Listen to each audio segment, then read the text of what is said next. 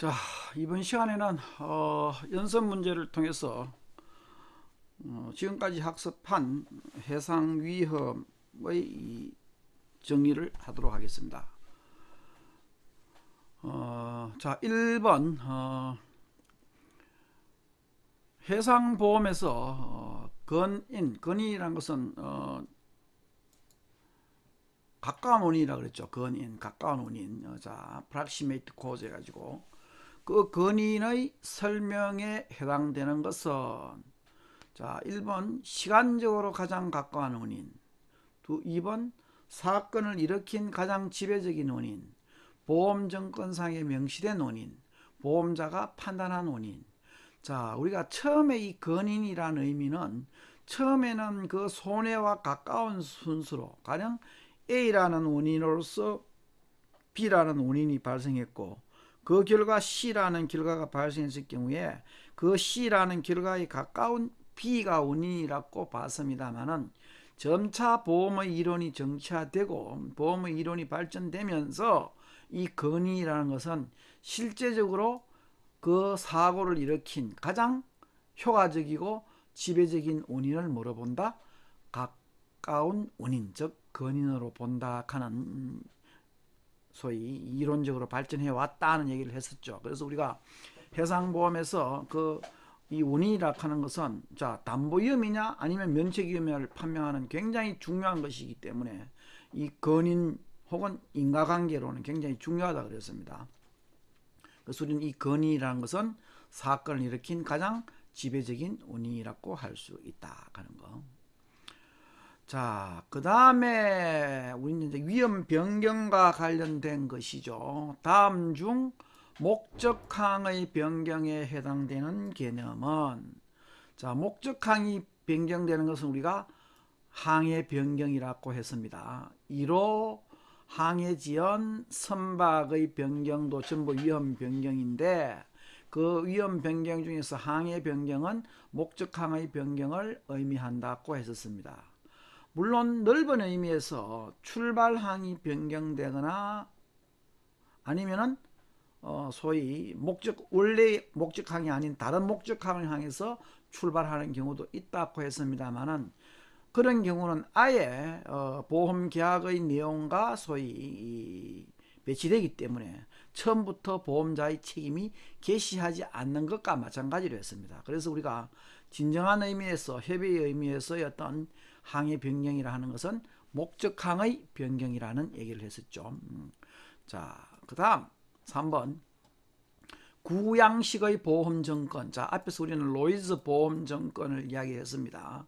거기에서 해상 고유의 위험, perils of the sea. 자, 해상 고유의 위험은 consequent on the navigation of the sea. 그 해상 항해의 결과라는 말을 썼습니다만은, 그 해상 고유의 위험이 아닌 것. 우리가 보통 해상 위험하는 것은 perils on the sea라고도 이야기하고, 해상 고유의 위험은 여기 over the sea, 더가 들어가도 됩니다. over the sea라고 하는데, 이와 같은 해상 고유의 위험의 대표적인 것은 침몰, 자초, 아유 죄송합니다, 한개 빠졌네요. 자초, 그 다음에 충돌, 악천후가 해상 고유의 위험이라고 했습니다. 그럼 화재는 해상 고유의 위험이 아니다, 그냥 해상 위험이라고 할 수 있겠죠. 그래서 그 고유의 위험과 구분을 해야 된다.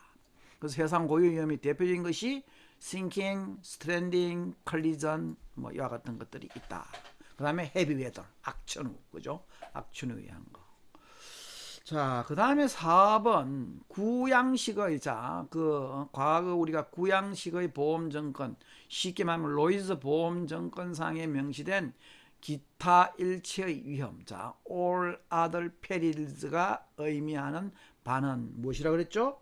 소위 앞에 열거된 위험과 동종의, 소위 동류의 유사한 위험이라고 그랬죠. 그래서 앞에 열거된 위험과 다른 위험도 아니고 앞에 열거된 위험을 제외한 나머지 위험, 이렇게 해서 해버리면 안 되겠죠.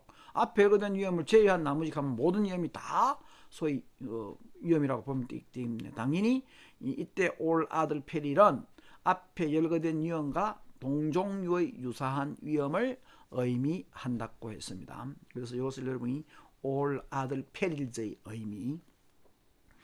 자, 다음으로 자, 보험약관 중 보험자의 포괄 책임 원칙. 자, 포괄 책임주의 또는 포괄 책임 원칙. 자, 여기에 대해서 우리가 열거 책임주의 또는 열거 책임 원칙이라고 이야기했습니다. 그래서 협회 적하 약관 A 약관은 자, 면책위험이 있었죠. 소위 4, 5, 6, 7조의 면책위험이 있었는데 그와 같은 면책위험을 제외한 모든 위험은 무슨 위험?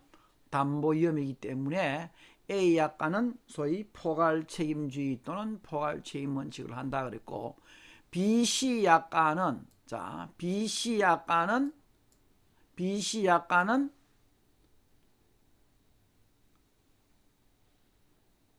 실제 담보하는 위험의 종류를 하나하나 열거했었죠. 우리 앞에서 봤듯이. 그래서 그것을 우리가 열거 책임주의 또는 열거 책임 원칙이라고 한다. 선박약관도 마찬가지 열거 책임주의죠. 담보하는 위험을 열거했기 때문에. 그러나 중요한 것은 이제 이와 같은 협회 적하 약관상의 ABC 약관의 포괄 책임주의가 의미하는 바와 열거 책임주의가 의미하는 바.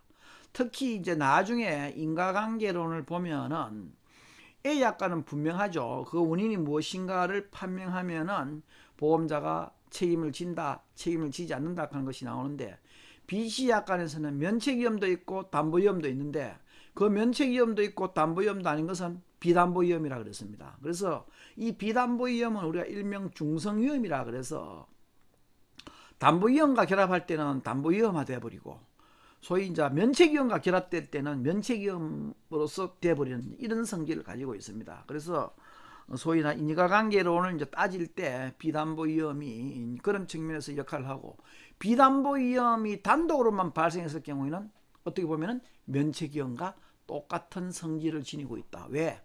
BC 약관상에서는 담보하는 위험이 아니기 때문에 비담보위험 역시 면책위험과 같은 의미를 지닌다고 볼 수 있습니다. 자, 그 다음 6번째, 다음 중 협회 적하약관 A 약관에서 담보하는 위험은, 이 해상보험 그 국제무역사 무역계약편의 보험편에 보면은 가끔씩 이 약관상의 담보하는 위험을 비교하는 경우가 있어요. 어떻게 보면 굉장히 중요한 문제는 아닌데 또 사실은 이 담보하는 위험의 종류는 계약에서 정해지기 때문에 뭐 그렇게 중요한 것은 아닌데 시험 문제 간혹 출제되더라고요. 그래서 여기서 보면은 A 약관에서 담보하는 위험은 자, 첫 번째 선박의 불량성, 이 면책 위험이었죠. 일단 물론 상황에 따라서 화주의 입장에서 모르고 적재했는 경우에는 당연히 보험자 책임을 진다고 했습니다만은 일단 선박의 불량성이 있었고, 이 5조입니다. 선박의 불량성 및 부적합성, 그 다음에 6조의 전쟁 위험, 그 다음에 7조의 동맹 파업 위험이 있었고, 그 다음에 담보한 위험으로서 소위 해적 위험이 있었죠. 우리가 특히 전쟁에서 위험은 해적 행위 제외해 가지고 A 약관에서 면책 위험이 있었습니다만 해적 행위는 제외되어서 그 해적 행위는 담보하는 위험으로 들어 있었습니다. 그래서 이 사실 여러분 우리가 면책 위험의 4가지, 일반 면책 위험, 그 다음에 선박의 불량성 및 부적합, 전쟁 면책, 동맹 파업 면책 4가지가 면책 위험이고, 그 이외의 것은 전부 담보 위험으로서 기억을 해 두셔도 되겠습니다.